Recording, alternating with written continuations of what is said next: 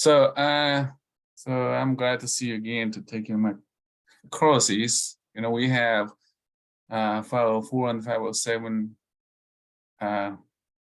back to back on the same days. And I got an email from Hope, and she's asking whether we can do it online. What do you think, Joanki?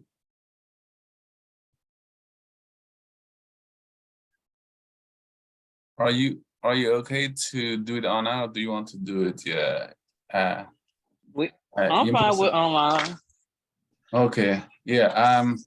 Yeah. Once you're in 507, hopefully it will be done real quick in this week.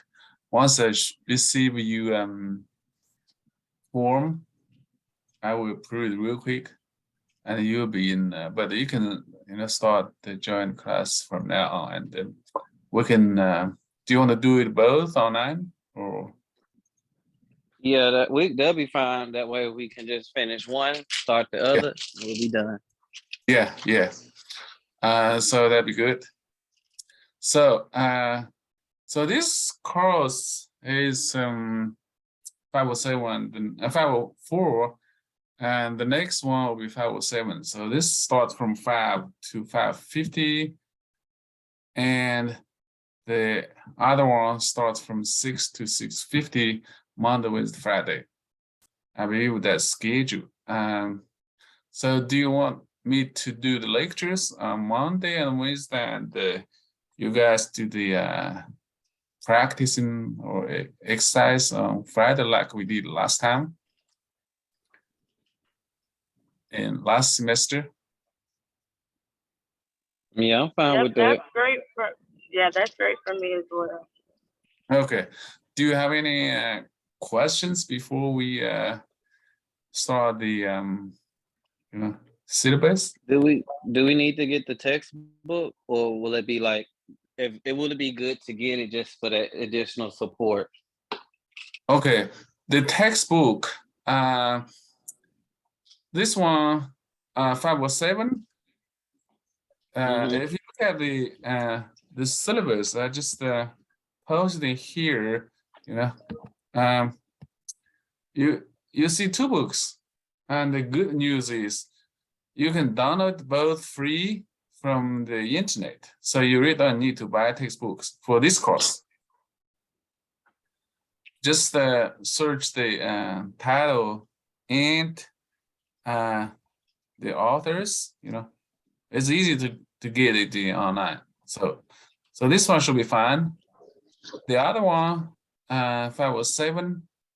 I'm not sure whether you can find the online version free on internet or not.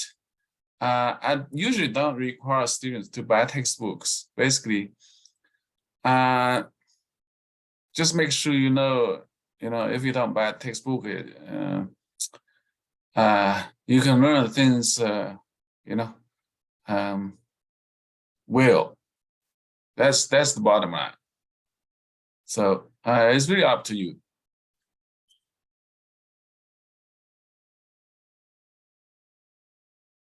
Okay, and the other thing is I already posted both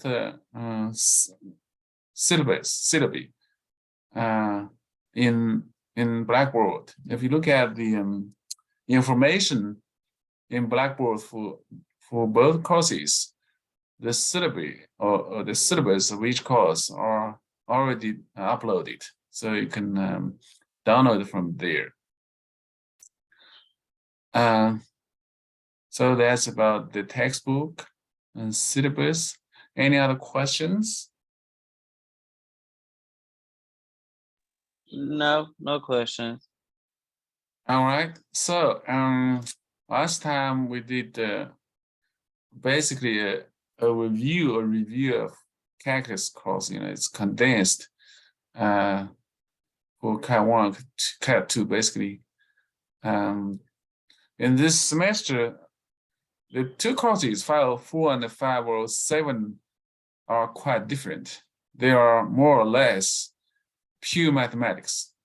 So there's a huge difference between calculus and real math courses. And this file 4 is really a transition course from the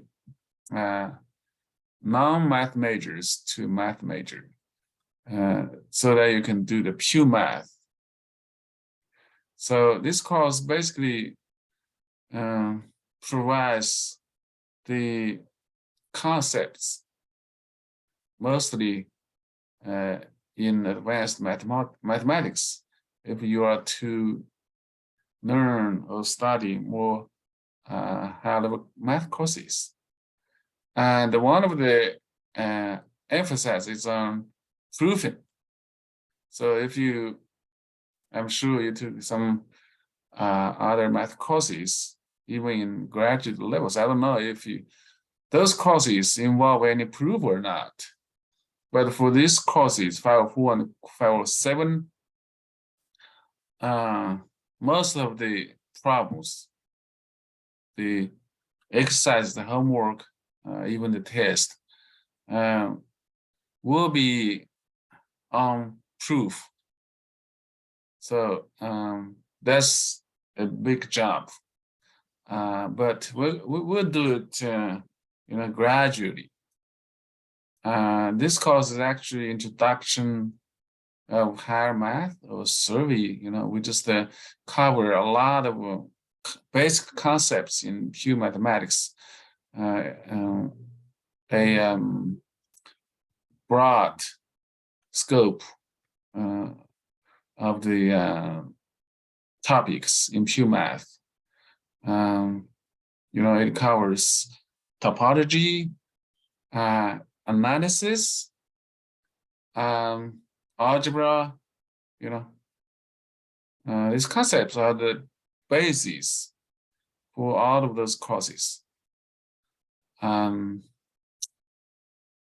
So that's why it's called a survey of higher mathematics. It's a transition course. It's not a real pure math course. If I say it more rigorously, but the way it goes, it's more like a pure math course. You have learned some concepts in pure math before in previous math courses. The sets, probability, I don't know if you took it before. Abstract algebra, I believe you already took the undergraduate level before. And elementary function theory, real analysis, you probably took those courses, but I don't know how they are covered, how they are delivered.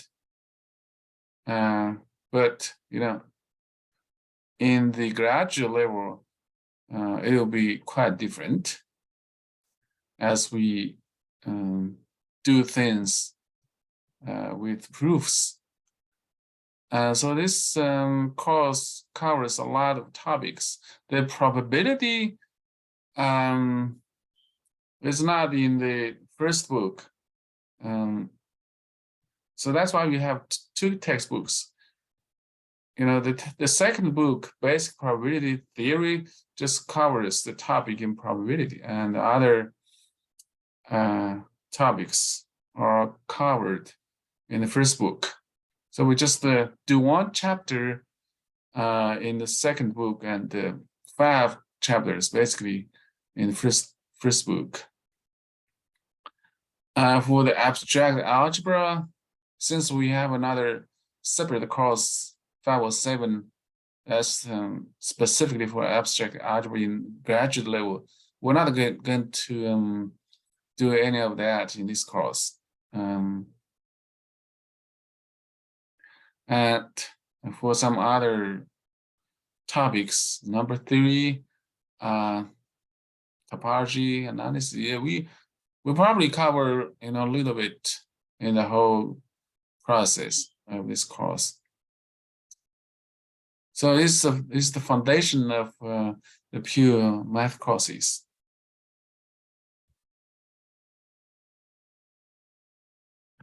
Okay, so the prerequisite at least 12 semester hours of baccalaureate level mathematics, basically calculuses, I would say.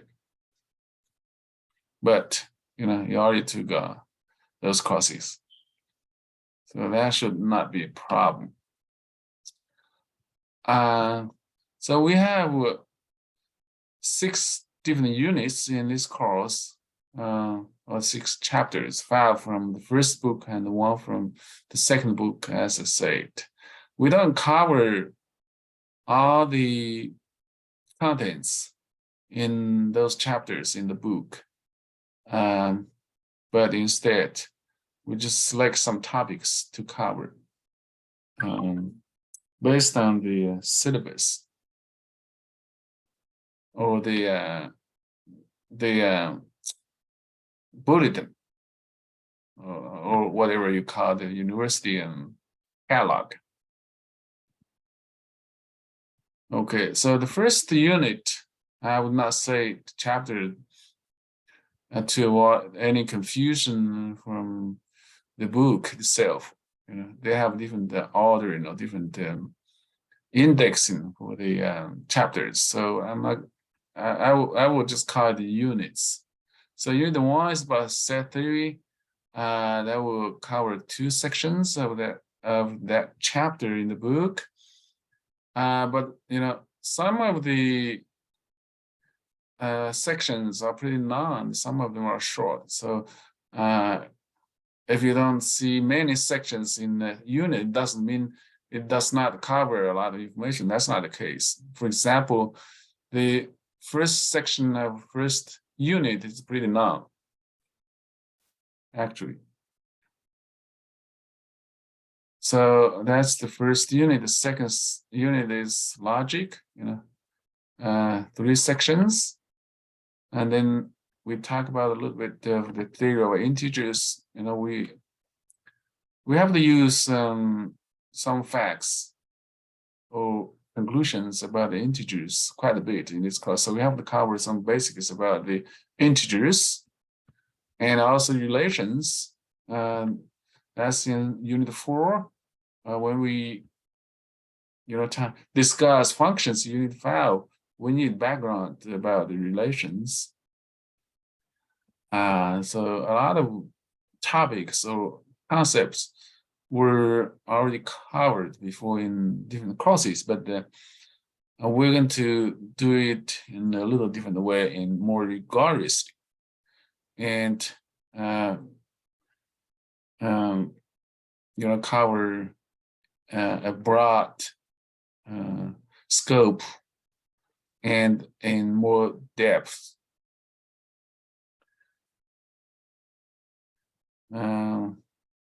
The last section is the basic probability concepts from chapter 2. I mean, from the second book, chapter 1. That's basically the first chapter of that that book. You can see there are 7 sections, but it really doesn't mean that it is much longer, much more than other chapters. No, that's not the case. Each section is actually not quite long in this section, in this unit. So that's about the whole scope of this course. Any questions about the course content? What's the project? The projects. This is just a tentative syllabus for this course. I have not decided whether we do projects or just exams. We need the midterm and final exam and some homework.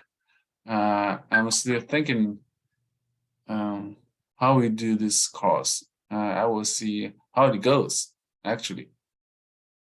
How do you feel about for example, the homework? Then we can decide what's the best way to assign the the work, whether there are projects or tests, the homework or whatever. We can decide that later. So don't worry about that right now. The bottom line is I don't want to make it a big challenge for you guys. So don't worry about these things right now. We need to see how well it goes with the course itself before we can make any other decisions about the assignments. Any other questions? So you can, check the information folder or button in Blackboard and find the syllabus from there and download and search the textbooks online and download the books. I believe the books are pretty helpful. So I strongly recommend you to download those 2 books. Any other things we need to discuss for the syllabus?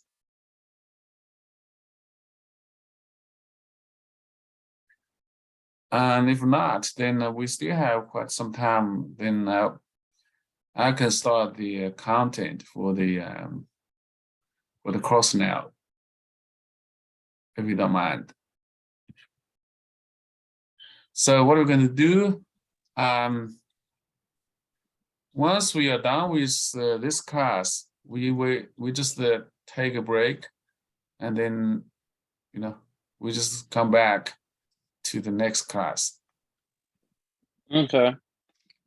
All right, let me stop the share for the syllabus, and then if you don't have any questions about it, then we start the content for this course now.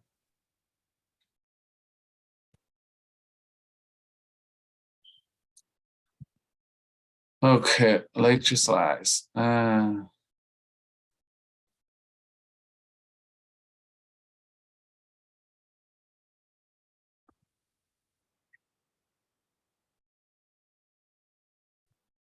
Okay, can you see the slide?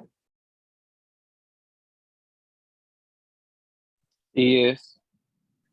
Okay, so the first unit is about set 3. We're going to introduce a lot of concepts about the sets.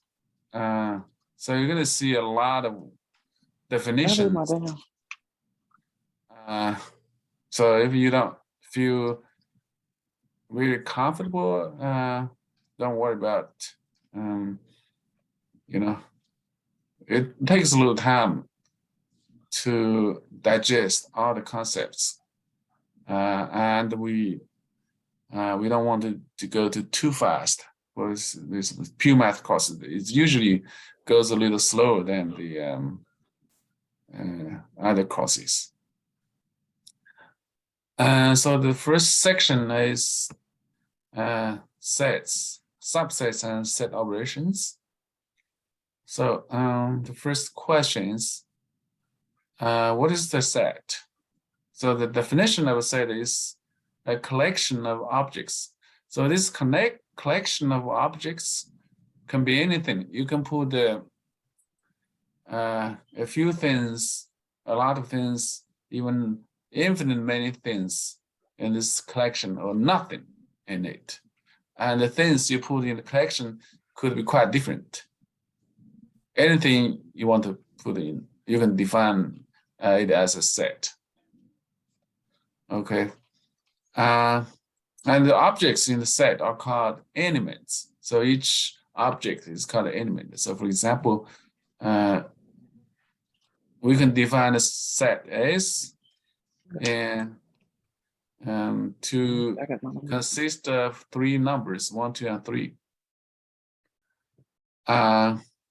So for the set notation, you use braces.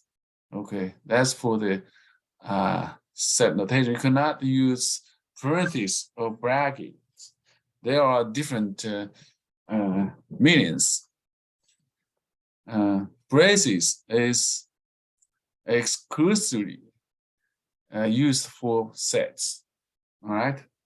So we have three elements. Each object is called an element in this set.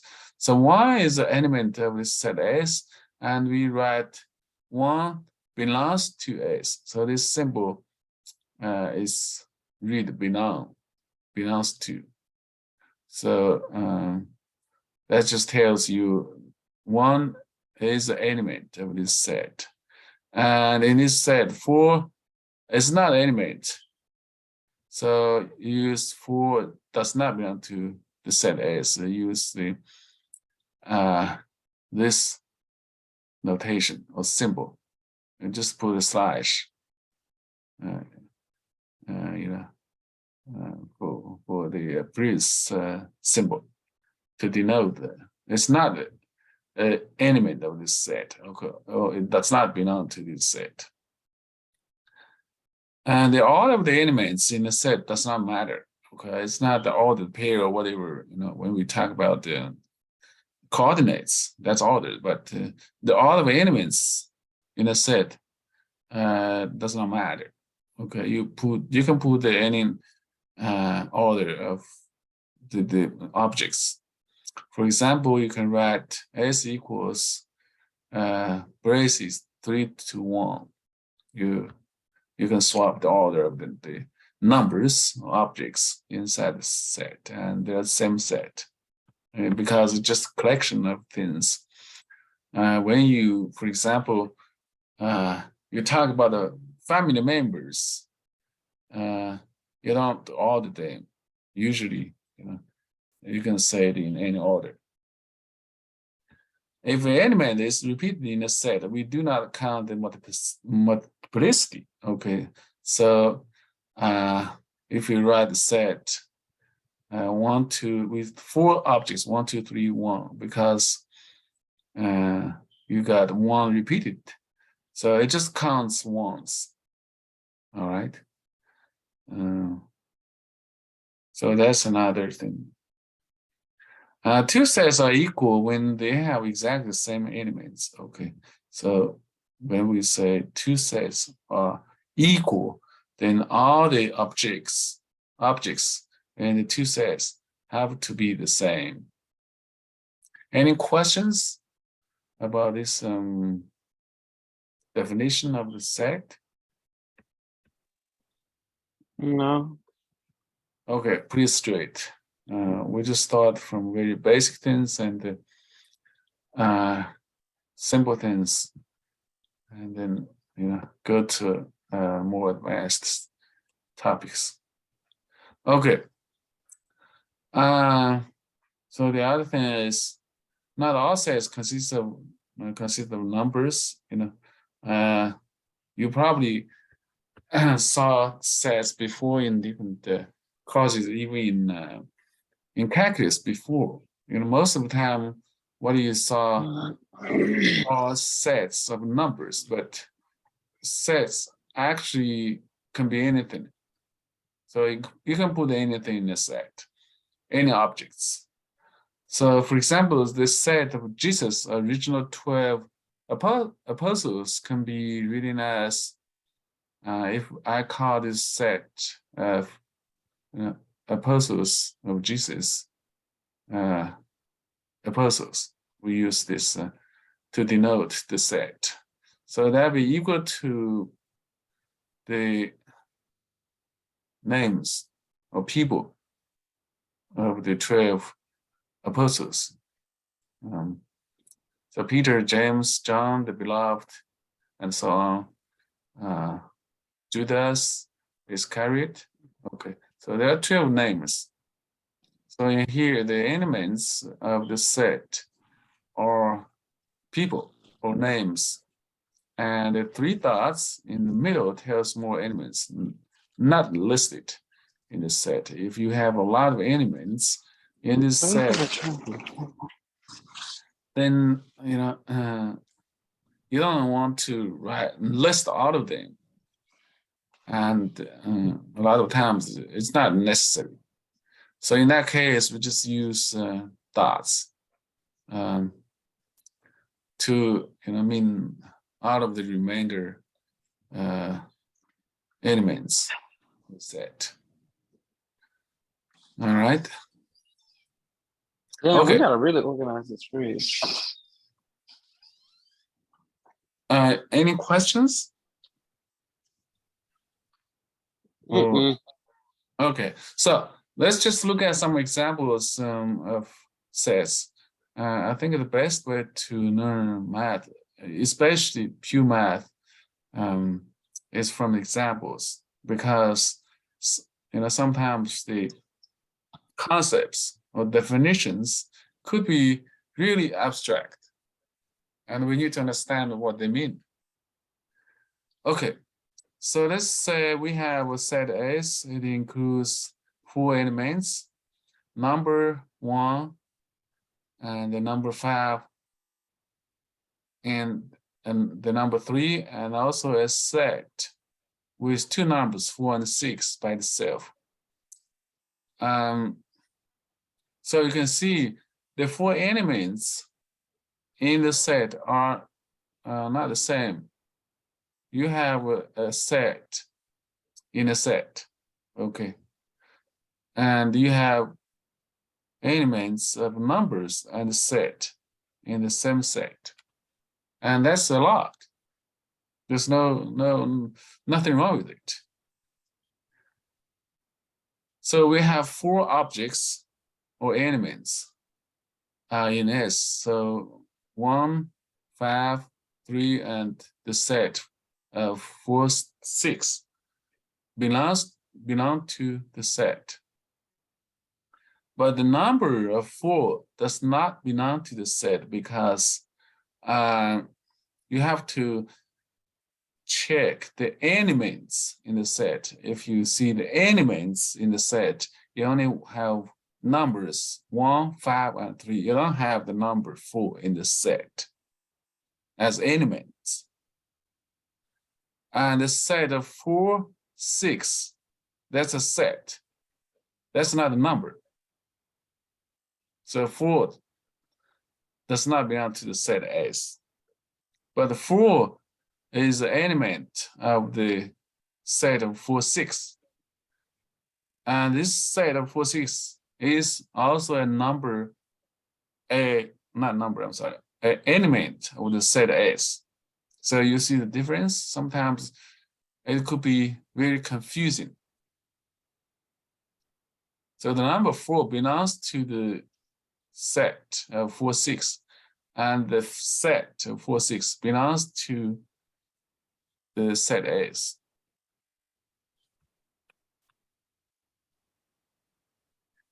All right. A easier way, or more straight way to think of sets is using boxes with objects inside. Okay, so suppose you have an object, a box, and that's essentially the braces symbol. And then you have objects inside the boxes, or inside the braces.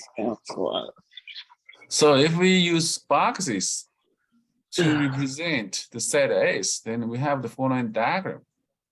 So we have the big box with 4 objects: 1, 5, 3, and another box.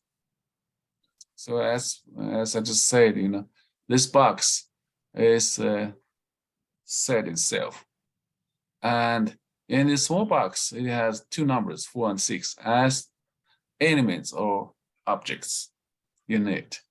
So you can think of a set as a box with objects inside, and the objects inside the box can be anything. All right.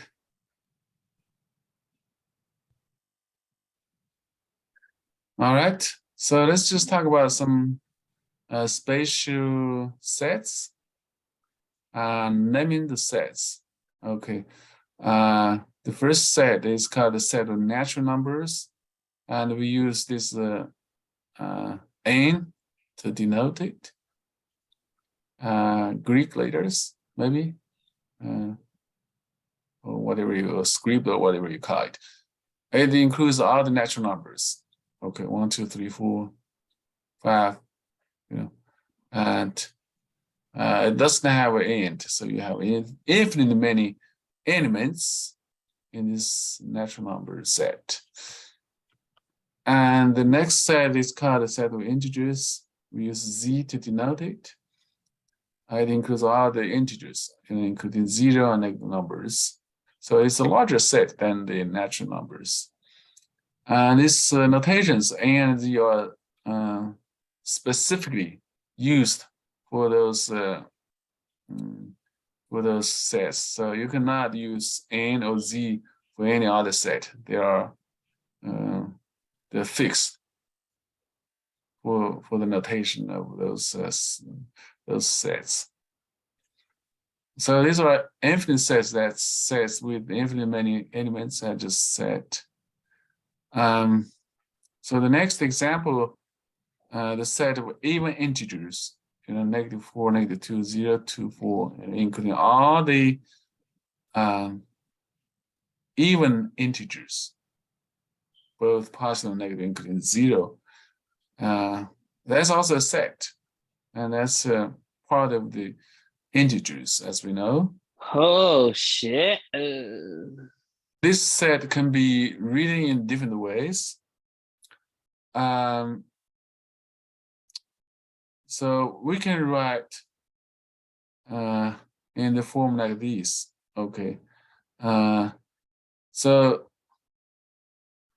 any object or element in this set, okay, integers, even integers, belongs to z. So you just pick up the numbers from the integers, from the set of integers. And the number you pick up is an even integer. So you only pick up even integers from the set of integers. So that's what it means for this set. But the notation is just like this. So x belongs to z,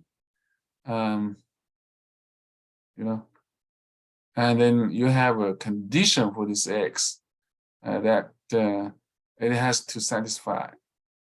Okay. Or you can write as, braces with 2x with colon and x belongs to z. So,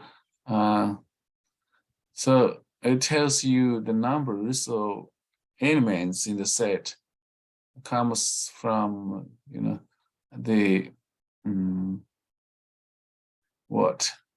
2 times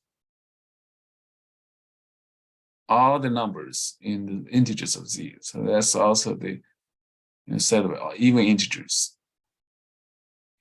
And the condition is x belongs to z. So you have to pick up the numbers from the integers. You cannot pick up a decimal. Okay. So you can read this set as the set of elements of the form 2x such that x is an integer. So this column is read as such that, has the meaning of that. It's a condition for the set to satisfy. Or you can write in another way, as elements of x, and x equal to y for some y belonging to z. Okay, so this is the same set. So this tells x equal to y tells you what types of numbers of the elements inside this set. And it writes as 2y, it means they are even. And then you just pick up any number from the integer, okay, from the set of integers, and multiply by 2, so you get even integers. So this is writing sets with the canon is called set builder notation. All right.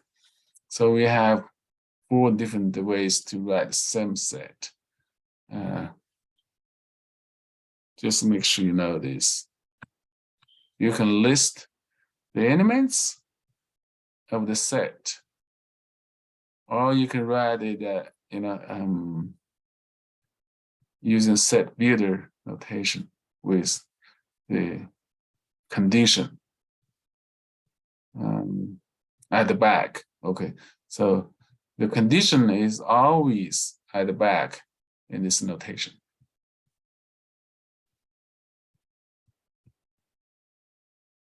You cannot put it in the front. That doesn't make sense. So, so let's see some more examples. All right. So the next example, if I write x belongs to z, canon 2x plus y, 2x plus 1 inside the braces, that actually does not make any sense because 2x plus 1 is not a condition on x. Remember, you always write a condition at the back. If you flip the order, you write 2x plus 1 in the front and x belongs to z at the back with a canon separate the 2, and then that will be a set. But if you write in this order, it doesn't make sense. All right, so just make sure you put the condition at the back. So these are the 2 or some sets. And the next set is the set of rational numbers, as we already know. We use Q to denote this specific set. And we know all the rational numbers can be written as a quotient of 2 integers. Okay, so we can write this set as A over B with the elements A over B, where A and B belong to integers, and the denominator B cannot be 0, of course. So that's the rational numbers, the set of rational numbers. And the next one is the set of real numbers, R, as we know. So the elements X in this set has a decimal expansion. Okay, so that's the condition. Any number that has a decimal expansion is a real number, basically.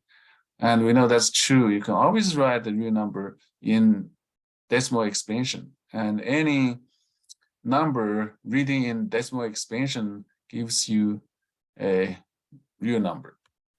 All right. The next set is the complex numbers, C, capital C. That's the notation. So a complex number includes 2 parts, the real part and the imaginary part, A and B. So you just add these 2 parts to get a complex number, and you can never mess them up. You can never mix the real and the imaginary part. So when you write complex numbers in this form, then A and B are both real numbers with the unit I of imaginary unit, and we know I squared is and -1, so that's square root of -1. So that's the notation for the complex numbers, the set of complex numbers. So we just talk about all those sets, number of sets we saw from small to big. And this is the largest set of numbers up to this point. And the next thing is called the empty set. What is it? What is it? The empty set is the set with no elements. So you can have a set without anything. Okay. So and it's written as phi, you know, it's just like a 0 with a slash. So that's the specific notation for the empty set. Or you can just write the pair of braces without anything inside. Okay, so that's the empty set. So you can think of the empty set as an empty box. Okay, so you don't have anything inside the box, but you do have the box itself. All right. So the box is something even if even it has nothing in it. Okay, not if, but it. So the box is something. Inside the box, you don't have anything. So then the box itself can be used as an object in any other set. Okay. So that's why, you know, I like the representation of boxes. Think of, you know, sets as boxes, and it's especially useful when you talk about the empty set. Okay, so I guess we can finish this page since we're talking about the empty set. Okay, so let's say we have a set S. It has the empty set as the only element. Okay, so it has a single element, phi. So if you don't feel comfortable about it, just think of two boxes. The large boxes denote the set S. And inside this large box, you have a small box, and that's the empty set. Okay, without anything inside. So the larger box has one element, and the element is the empty box. And the small box does not have anything in it, so it does not have element in it. Okay, so this can reduce a lot of confusion about the empty sets if you think of boxes as sets. Any questions? It's already 5:50 now, so we can stop here, and let's just have a short break, and I'll be back for the next class. Okay, thank you. All right.